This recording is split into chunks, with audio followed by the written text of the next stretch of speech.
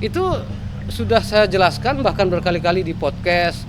Saya jelaskan juga di media bahwa saya tidak diberikan oleh Kaisang, saya tidak diberikan oleh Jokowi, saya tidak diberikan oleh UGM.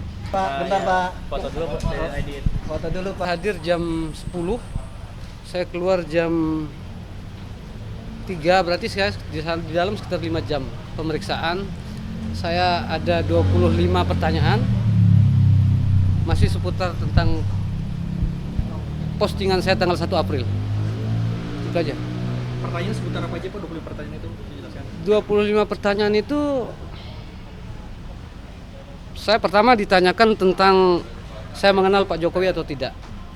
Nah, saya jawab bahwa saya hanya mengenal beliau sebagai seorang presiden.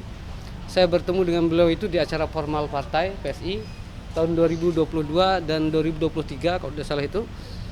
Hanya sekedar itu aja. Saya tidak pernah ketemu di luar daripada acara-acara formal itu aja. Bang, tadi dijelaskan ya, itu foto ijazahnya dari mana? Itu ditanyakan juga dan itu sudah saya jelaskan bahwa ada beberapa yang saya jadikan referensi sehingga saya bisa mendapatkan foto itu. Tapi yang paling ini sih yang paling saya ditanyakan itu lebih ke soal postingan yang sebelumnya, yang soal utas-utas itu. Kan itu sebelum saya posting ijazah itu kan ada penjelasan dulu itu tanggal 31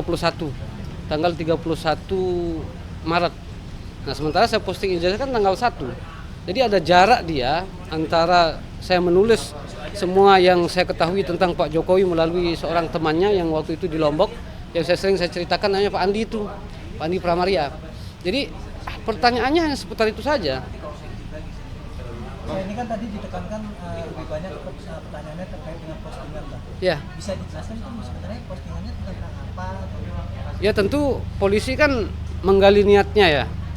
Kenapa saya harus memposting itu?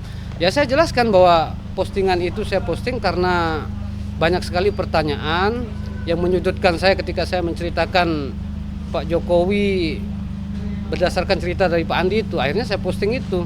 Itu saya juga ceritakan sumber-sumbernya. Bahkan ada postingan misalkan tentang ijazah itu tanggal 16 Maret. Ada juga tahun 2022 itu saya ceritakan semua sama polisi. Artinya postingan itu bukan dari abang dapat sendiri tapi dari akun. Oh enggak. Itu sudah saya jelaskan bahkan berkali-kali di podcast.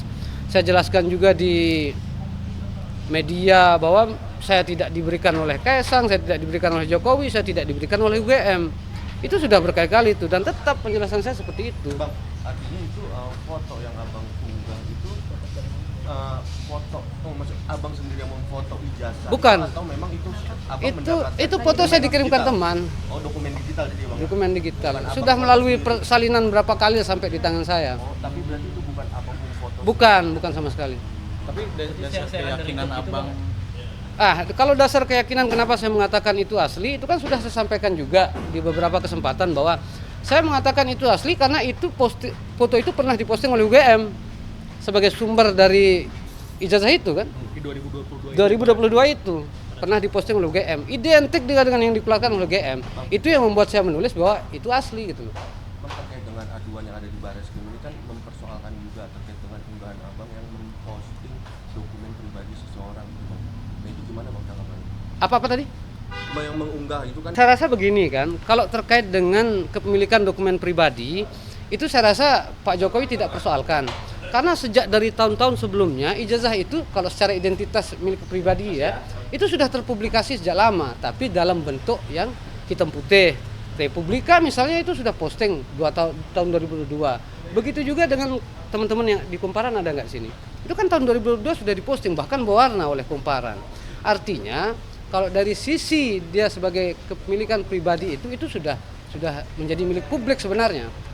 Kalau dari sisi itu kan sudah terpublikasi di media kok sejak lama. Tapi itu sekarang ada masalah kan di Barreskrim.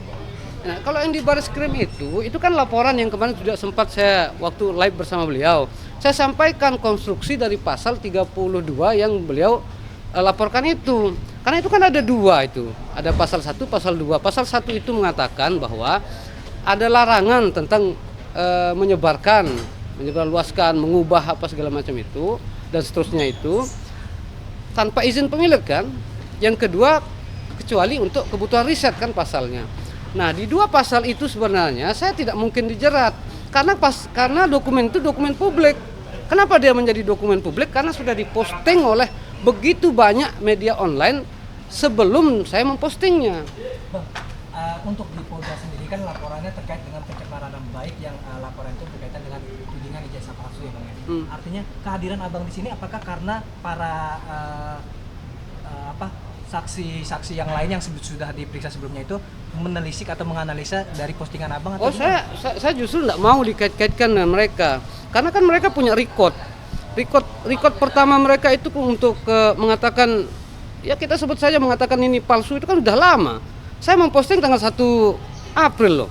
Pak Roy Suryo misal kita contoh, itu sudah mengatakan palsu, itu kan udah lama, udah bertahun-tahun. Dokter Tipa recordnya masih ada di sosial media, di media online. Beliau mengatakan bahwa ini palsu, itu kan sudah lama juga. Begitu juga dengan Pak Rismon.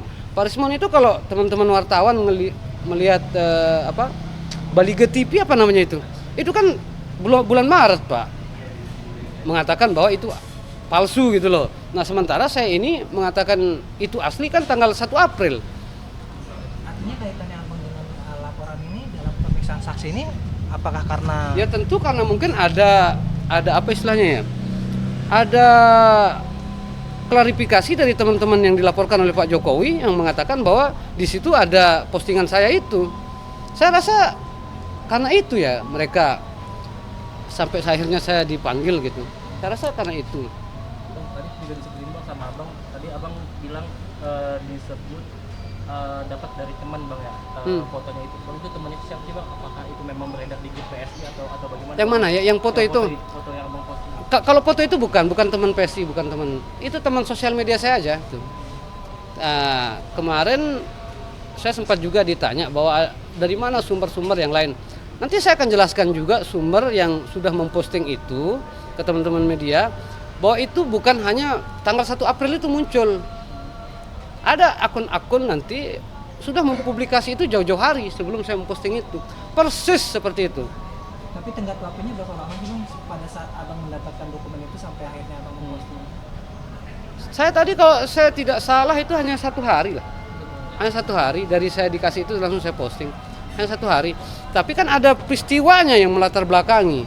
Jadi ketika saya menceritakan itu ke akun X itu, sampai saya memiliki sebuah tulisan yang panjang tentang UTAS itu kan risetnya lama.